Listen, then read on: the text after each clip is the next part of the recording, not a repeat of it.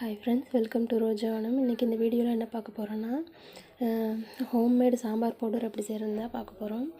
அதுக்கு 1 கிலோ மிளகாய் நான் வெயிலில் காய வச்சுருக்கேன். மிளகா 1 கிலோ, அப்புறம் கொத்தமல்லி 1/2 கிலோ, அப்புறம் கலர் வர்றதுக்காக ஒரு மிளகாய் ஃப்ரெண்ட்ஸ், அதுக்கு பேர் தெரிஞ்சால் சொல்லுங்கள். இப்போ தேவையான பொருட்களை வறுத்துக்கலாம். ஃபஸ்ட்டு கடலைப்பருப்பு 100 கிராம் வறுத்துக்கிறேன். ரொம்ப வறுக்க தேவையில்லைங்க ஃப்ரெண்ட்ஸ், சூடேறினா போதும். வறுத்து ஒரு பிளேட்டில் கொட்டிக்கிறேன். இப்போ துவரம்பருப்பு வறுத்துக்கிறேன். துவரம்பருப்பு 100 கிராம்.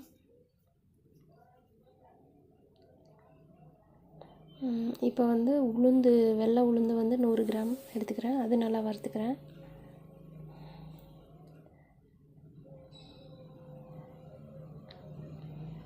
இப்போ வெந்தயம் சும்மா ஒரு 2 ஸ்பூன் போட்டால் போதும். அதிகமாக போட்டால் கசக்கும், அதனால் வெந்தயம் நல்லா வறுத்து எடுத்துக்கிறேன்.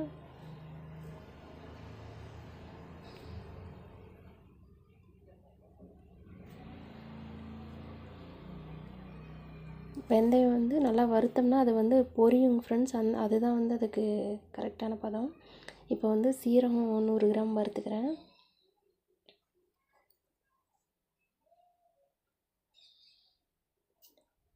இப்போ அடுத்ததாக மிளகு 100 கிராம் வறுத்துக்கிறேன். மிளகும் அப்படி தாங்க ஃப்ரெண்ட்ஸ், இப்போ நல்லா சூடாயிருச்சுன்னா படப்படன்னு வெடிக்கும். அப்புறம் கடுகு ஒரு 25 கிராம் எடுத்துக்கிறேன். கடுகும் அதிகமாக போடக்கூடாது, கசக்கும். அப்புறம் மல்லி 1/2 கிலோ, அதை நல்லா வறுத்து எடுத்துக்கிறேன். மல்லி நல்லா வறுக்கும்போது கும்முன்னு வாசம் அடிக்கும் ஃப்ரெண்ட்ஸ்.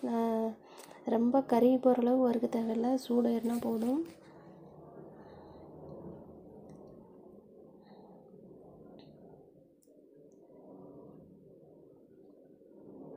நல்லா 3 நாள் வெயிலில் காய வச்சு எடுத்துருக்கேங்க ஃப்ரெண்ட்ஸ், மல்லி மிளகாய் எல்லாம்.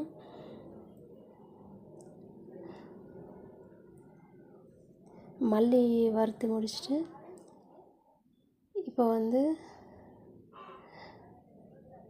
பெருங்காயம், கட்டி பெருங்காயம் வாங்கிட்டு வந்தேன். அதை வறுத்துக்கிறேங்க ஃப்ரெண்ட்ஸ். அதை நல்லா ஹீட் பண்ணோம்னா, ஹீட் ஆனதுக்கப்புறம் தோசை கரண்டியில் குத்தி விட்டோம்னா அது துண்டு துண்டாக ஆயிரும், பவுட்ரு மாதிரி. அப்படி இல்லைன்னா பெருங்காயத்தூள் கூட போட்டுக்கலாம்.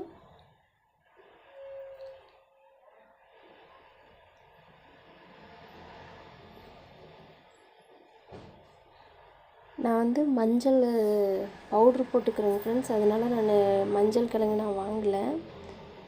அரைக்கும்போது ஒரு பாக்கெட் நான் மஞ்சள் தூள் போட்டுக்கிட்டேன். அப்புறம் கருவேப்பிலை தழை ஒரு குத்து எடுத்திருக்கேன். அதுவும் நல்லா பொரிஞ்சதும்